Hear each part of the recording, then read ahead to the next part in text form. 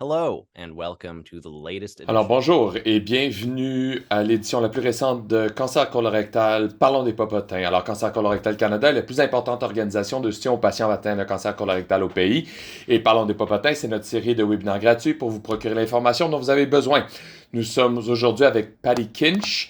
Patty Kinch est une diététicienne enregistrée qui a plus de 28 ans d'expertise en tant que diététiste auprès des services de santé de l'Alberta, en tant que diététiste en oncologie au Grand Prairie Cancer Center. Elle se spécialise dans les soins nutritionnels pour les patients sous traitement systémique et radiologique, ainsi que pour les patients ayant besoin de soutien dans la communauté. Patty est une animatrice respectée des programmes virtuels d'éducation nutritionnelle, le pouvoir de la nutrition et mythes les nutritions et le cancer.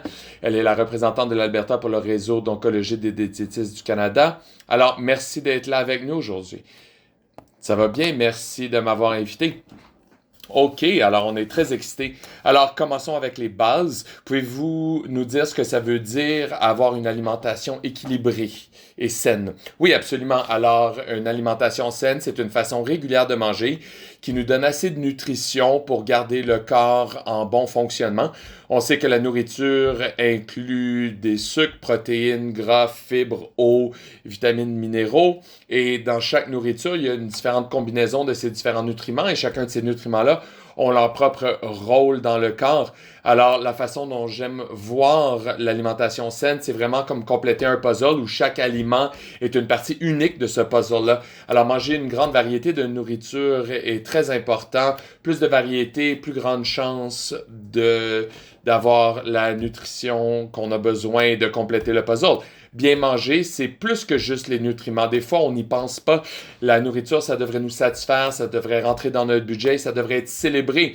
Une alimentation saine, c'est quelque chose qui va avec notre style de vie, culture, préférences et croyances. Super. Peux-tu nous donner le rôle de la nutrition euh, chez un patient en cancer colorectal, du traitement jusqu'à la récupération? Oui, alors bien manger, ça peut aider à réduire les effets secondaires du traitement, ça peut améliorer le temps de récupération et ça aide à garder notre système immunitaire fort pour qu'on puisse combattre l'infection et la perte de muscle. Alors, les gens avec le cancer ont plus de besoin de protéines, par exemple. Les protéines, je suis sûr qu'on va en parler un peu plus, mais ça peut soutenir la guérison des tissus et la perte de muscles. Ça fonctionne mieux quand on s'est combiné avec l'éducation physique, mais aussi l'eau, les fibres. Ça aide avec la constipation, la diarrhée et l'eau, ça nous garde hydratés, ça prévient la déshydratation et tout ce qui va avec la déshydratation. Alors, en gros, bien manger peut nous donner de l'énergie et quand on inclut les aliments préférés, ça peut nous donner un certain confort pendant le processus de cancer. On entend qu'il y a des diètes qui peuvent prévenir le cancer ou la récurrence de cancer. Est-ce que c'est vrai? Est-ce qu'on peut donner des exemples ou une diète spécifique qui peut aider à prévenir le cancer? Oui, alors c'est une super question ça. Alors, il y a des aliments qui peuvent nous protéger contre le cancer, il y en a qui peuvent augmenter le risque de cancer. Alors, le lien lui-même entre l'alimentation et le risque de cancer est très compliqué et la recherche continue pour en apprendre plus. Ce qu'on sait en fait, c'est qu'une alimentation saine avec une variété et bouger régulièrement, ça aide à réduire le risque du cancer en général. Pour aider à réduire le risque de cancer colorectal, c'est recommandé de spécifiquement regarder à trois grosses choses.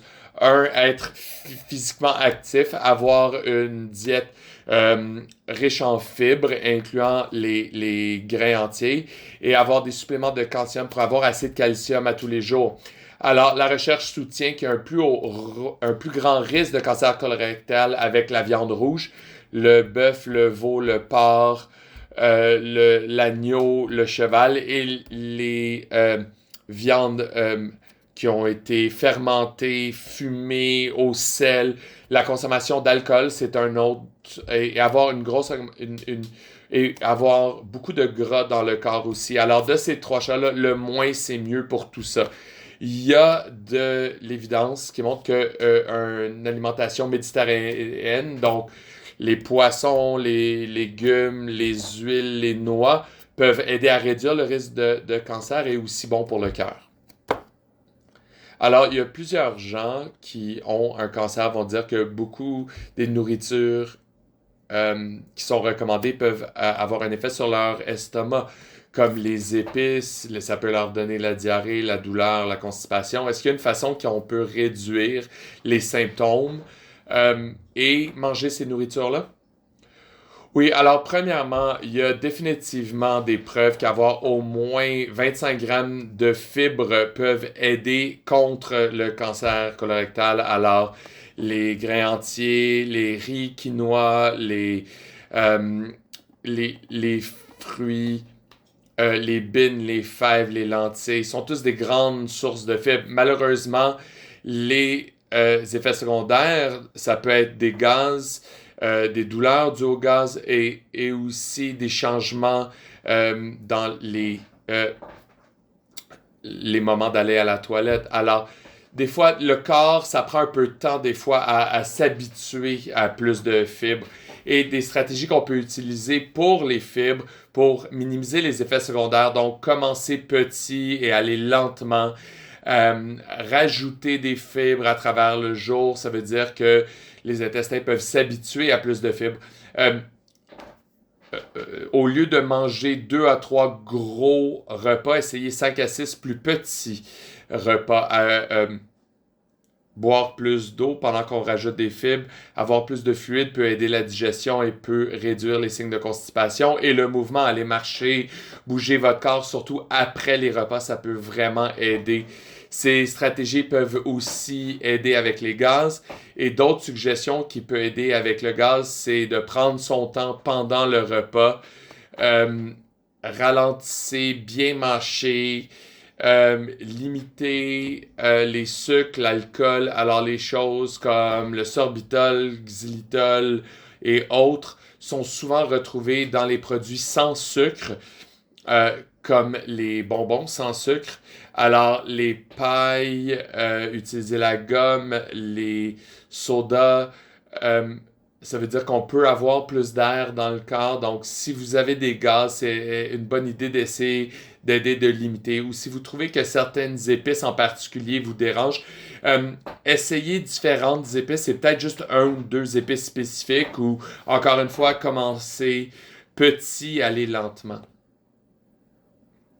Alors, souvent, les gens qui sont affectés par le cancer colorectal ont besoin d'une stomie. Alors, la question qu'on a de ces gens-là, c'est est-ce que l'inconfort gastro-intestinal est causé par la stomie ou est-ce qu'il y a des nourritures qu'on peut utiliser pour essayer de réduire l'inconfort? Oui, alors certainement pendant que le corps s'habitue à la stomie, il va avoir un petit peu d'inconfort pendant les premiers 6 8 semaines de la chirurgie. Alors, manger de la nourriture plus douce, plus de fibres, ça peut passer à travers la stomie beaucoup plus facilement. Bien mâcher, ça réduit les risques de blocage. Et étendre à travers la journée la nourriture, ça peut aider à ramener le passage des selles ou le output, la sortie comme on appelle avec les stomies. Alors l'appétit peut être temporairement réduit pendant ce temps-là et ça c'est correct aussi. Juste pendant ce temps, utilisez des petites quantités de nourriture quand vous avez faim, buvez de l'eau, des liquides, même quand vous n'avez pas soif. Attendez pas à la soif d'arriver. Et après le 6 à 8 semaines avec la stomie, commencez à réintégrer les nourritures avec plus de fibres. Vous allez vous rendre compte que certaines nourritures vont changer la constance ou la fréquence des selles ou du caca, comme on appelle, à la sortie de la stomie. Si vous n'êtes pas sûr comment la nourriture va avoir un effet sur la stomie, essayez juste un petit peu pour commencer. Et si vous avez du gaz, la douleur due au gaz, comme mentionné, essayez d'éviter n'importe quoi qui veut dire qu'on va prendre de l'air. Et soyez conscient des nourritures qui causent le gaz, comme le brocoli ou le chou-fleur. Faites-les cuire bien et ramenez-les dans votre alimentation doucement. Et je rappelle toujours aux gens que si une nourriture a causé du gaz avant la stomie, ça va probablement causer du gaz après. Alors, vous avez déjà un peu cette impression que quelque chose peut causer du gaz. Et si vous avez euh, une sortie de sel sèche ou trop liquide qui est difficile à passer à travers de la stomie, clairement, plus d'eau, plus de fibres et encore une fois, être plus actif, plus de mouvement. Et si la sortie est plus grande, normale, c'est peut-être une cause de... Peut-être ça va revenir normalement, mais si vous avez plus de sel sans cause, c'est important de communiquer avec les médecins parce que souvent, plus de sel, ça peut être un risque de déshydratation. Oui, alors sur l'hydratation, pardon. Alors sur l'hydratation, quels sont des défis courants que les gens puissent avoir quand ça vient à garder l'hydratation? Comment est-ce qu'on peut adresser ça? Alors, peu importe la sorte de stomie que vous avez, faut boire assez de liquide. Ça nous aide à garder hydraté. La plupart des gens ont besoin de 9 à 12 tasses de liquide par jour et la quantité de liquide, ça augmente quand il fait chaud, ou quand on fait de l'activité physique ou de l'exercice ou n'importe quoi comme ça. Et encore une fois, si on a des problèmes avec vomissement, diarrhée, alors boire de l'eau, belle façon de s'hydrater, d'autres liquides, le lait, à base de plantes, les jus sans sucre, les soupes, ça peut aider à ramener le niveau de liquide. Alors, si vous avez plus de sel avec la stomie, ça peut être utile pour rester utile de boire de l'eau. Et la déshydratation, ça se présente de différentes façons, mais ça peut causer de la fatigue, de la nausée, des maux de tête, juste un malaise général. Alors, buvez des liquides pendant toute la journée. N'attendez pas pour la soif.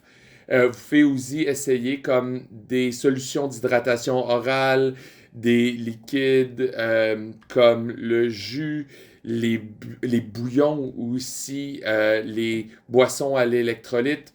Et il faut aussi limiter les sucres ajoutés, la caféine et l'alcool parce qu'on sait que ça peut augmenter les sels dans la stomie. Et juste une chose sur les solutions orales d'hydratation, ça peut être acheté dans toutes les pharmacies. Vous pouvez juste demander au comptoir. Mais il y a aussi plusieurs recettes maison et vous pouvez juste appeler la nutritionniste locale qui peut vous donner des idées faites à la maison. Si vous avez de la difficulté à vous hydrater après des traitements à cause des vomissements, la diarrhée, c'est juste important de parler à votre équipe de soins. Laissez-leur savoir. Alors, quand les patients ont une chirurgie euh, pour remise, ils ont souvent peur de partir de la maison avec la peur de toujours avoir besoin de la toilette. Alors, est-ce qu'il y a des nourritures ou des diètes spéciales qui peuvent prévenir ou réduire l'urgence ou de juste réduire l'inconfort gastro-intestinal? Oui, après avoir la remise après la stomie, ça peut prendre du temps pour la régularité revienne. Peut-être qu'il va y avoir des selles plus liquides, peut-être quelques échappements, peut-être un besoin d'aller aux toilettes plus souvent. Alors, certains trucs que je suggère, c'est manger des plus petits repas. Essayez pas de manger des gros repas en même temps. Commencez avec moins de fibres ou incorporer peut-être quelques nourritures avec moins de fibres comme du pain blanc. Manger des protéines comme les œufs, la viande, les légumes protéinés ou des fruits et légumes qui ont des graines. Essayez d'éviter les graines. Ça donne juste du temps aux intestins à se réajuster, recommencer les fibres tranquillement et augmenter la quantité de fibres à chaque repas. Boire beaucoup d'eau, je peux pas en dire assez sur l'eau. Et les choses comme les nourritures frites peuvent augmenter l'inconfort. Et si vous êtes pas habitué aux épices, peut-être ça peut causer certains inconforts. Et encore une fois, un rappel sur le sucre, l'alcool, sorbitol, xanatol, xylitol. La gomme peut aussi causer des inconforts. Et l'autre chose aussi, c'est manger de la nourriture qui peut aider avec la consistance des sels. Alors, ça, c'est les fibres solubles et ça a aidé à gélifier les sels et donc causer moins de liquidité. Alors, certains exemples, alors certaines nourritures comme le beurre de peanut, la sauce aux pommes, le tapioca, le pudding au riz, le riz bouilli, et encore une fois, certains fruits comme les pommes, les poires, les bananes, mais sans les graines.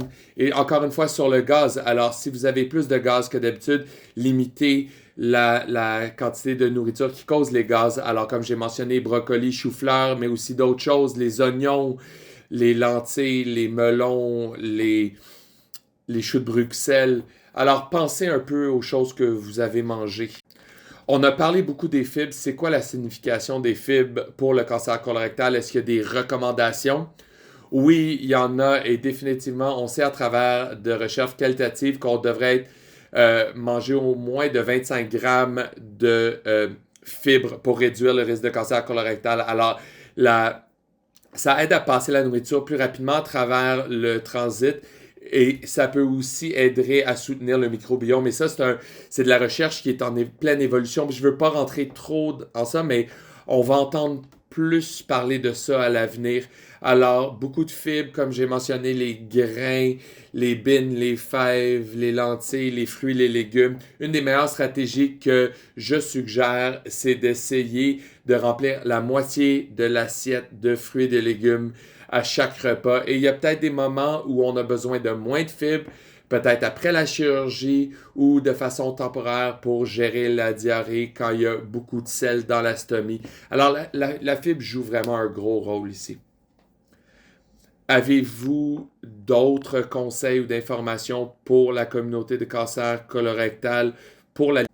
Oui, alors les études ont montré que 1 sur 5 cas de cancer peut être prévenu en mangeant bien, rester actif et éviter le gras de façon excessive.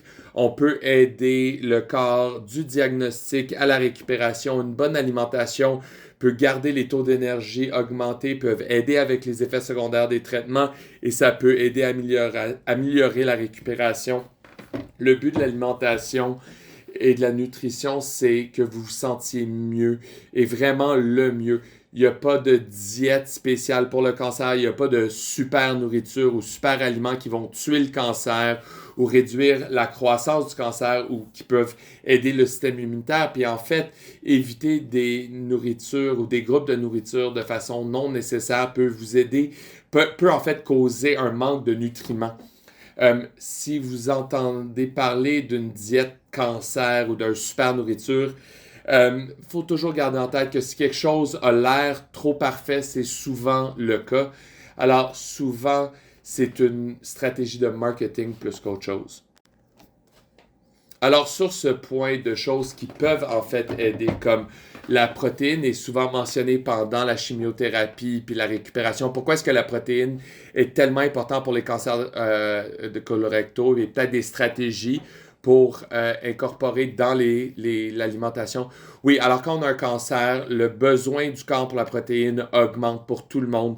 Manger assez de protéines et de calories, ça veut dire qu'on évite la perte de muscles et la protéine joue un rôle clé dans les infections et rester fort et mobile pour qu'on peut garder les niveaux d'activité hauts.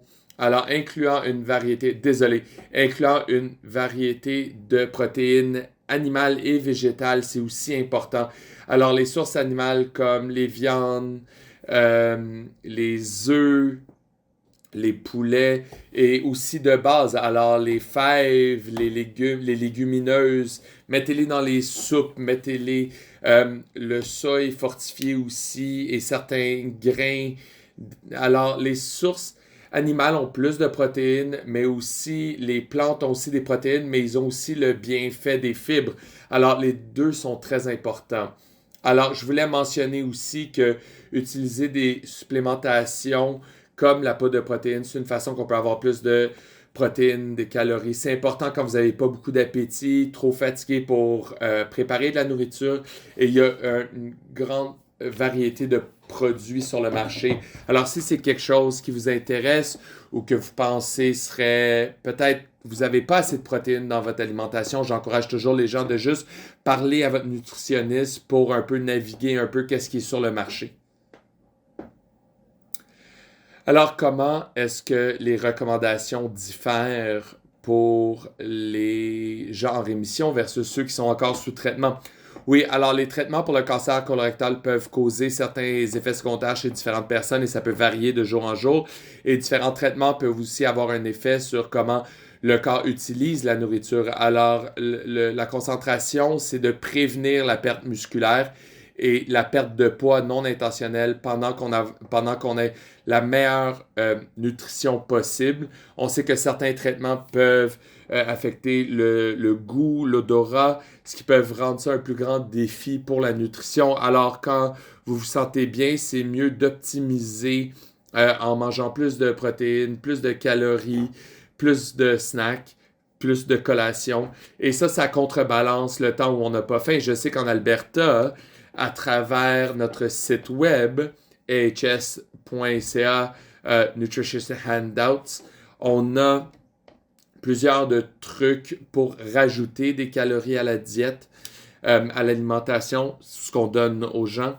Et quand on a complété le traitement, le corps a encore besoin de cette alimentation. Alors, gardez ça en tête. Il y a encore une récupération et on veut encore la masse musculaire, qu'elle soit maintenue, en plus de gérer tous les effets secondaires qui restent. Alors, des bons choix pendant ce temps-là seraient plus les protéines comme le poisson, le poulet sans la peau, soya, tofu. C'est un bon moment pour essayer ça si vous ne l'avez jamais essayé et certains autres produits. Quand vous vous sentez bien, inclure les légumes, les collations, les fruits, les légumes, les grains entiers, les lentilles, les légumineuses, ils offrent tous des composantes anti-cancer uniques. Et encore une fois, remplir la moitié de votre assiette par les légumes.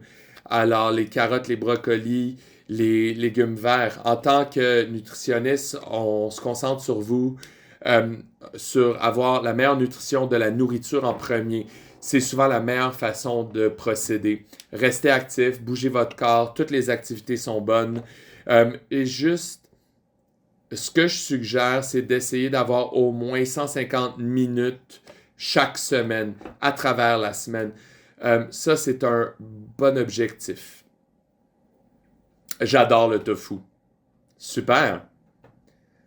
Alors, on a parlé de nutritionniste en tant que ressource. Si un individu avec le cancer colorectal voulait consulter avec un diététicien nutritionniste, c'est quoi les qualifications qu'il devrait rechercher? Où est-ce qu'il devrait aller pour trouver un professionnel avec les qualifications? Oui, c'est une super question. Parce que ça peut être un peu difficile à comprendre. Alors, diététicienne enregistrée, nutritionniste enregistrée, c'est tous réglementés dans chaque province par des corps professionnels provinciaux. Puis la raison qu'on fait ça, c'est pour protéger le public, s'assurer que l'éducation est à jour et qu'il y a des compétences et des standards qui sont alors, le titre diététicien est protégé à travers le Canada, juste comme médecin ou comme infirmière. Le titre nutritionniste est protégé dans seulement 3 provinces: Alberta, Nouvelle-Écosse et au Québec. Alors, les titres de nutritionniste, consultante, alors nutritionniste holistique, certifié, c'est juste des exemples de choses qui ne sont pas protégées par un corps provincial. Alors, pour vous assurer que vous êtes avec un professionnel, trouvez RD, ce qui veut dire Registered Dietitian, ou PDT, ou TDP, qui serait en français. Ou juste contacter le corps professionnel dans votre province pour confirmer qu'un professionnel est enregistré.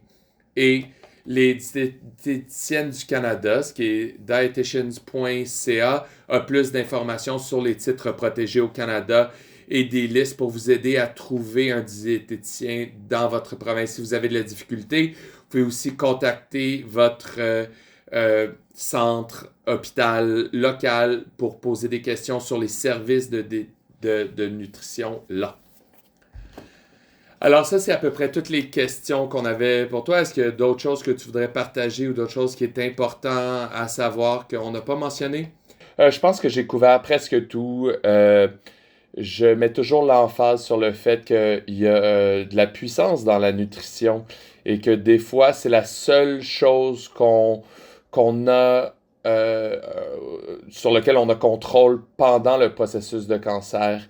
Alors, parlez à votre nutritionniste, parlez de vos besoins en protéines, vos besoins en nutrition personnelle, mais oubliez jamais la nutrition. Merci, Patty. Et je voulais inviter les gens, si les gens ont des questions ou veulent de l'aide, Cancer Colorectal Canada est une ressource aussi. On peut vous connecter avec des gens comme Patty, peu importe où vous êtes au Canada. Vous pouvez nous écrire à info ou support à cancercolorectalcanada.com. Merci, Patty, d'être avec nous aujourd'hui et passez un bel après-midi. Merci à toi aussi. Bye bye.